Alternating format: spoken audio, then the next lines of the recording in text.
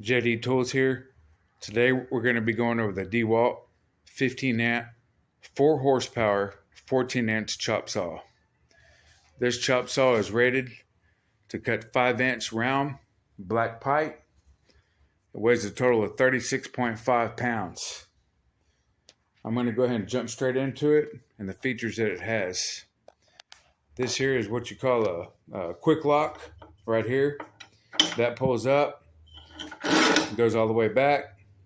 It's ready to go. Now, I'm going to go ahead and release this up. This chain holds it in place. There's a little hook. Pull it up. It's ready to chop. One thing I like about this is it slides back and forth. Depending on the size of the material that you're cutting, you just go back and forth, nice and easy. As you can see, there are threads right there on the inside. Once that flips up, it connects to the all thread.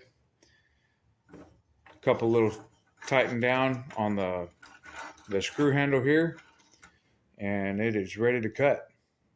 I have found that when you do align your cuts with the blade, when this is not clamped down that good, it will move just a little bit. Sometimes I'm a stickler on my cuts as far as details.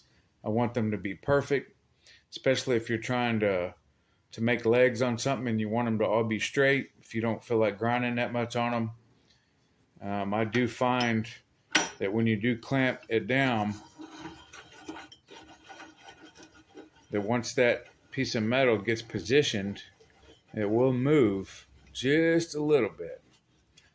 So, but that's pretty typical for a chop saw anyways.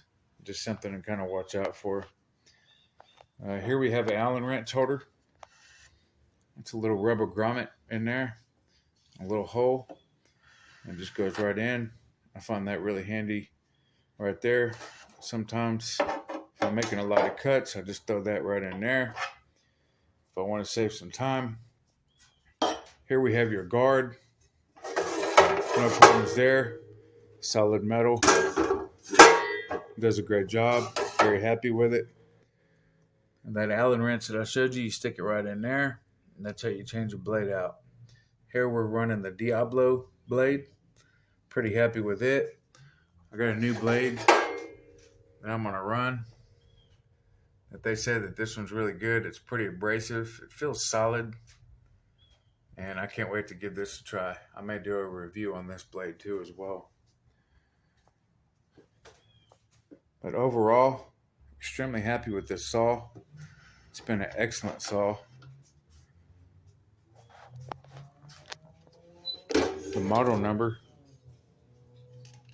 is D28710, 15 amp, 4 horsepower. Now I will show you something here. If you get down on your blade and you want to salvage your blade and keep using it, you don't feel like going to the store and buy another one if you don't have one, you can loosen this up right here and then screw it out.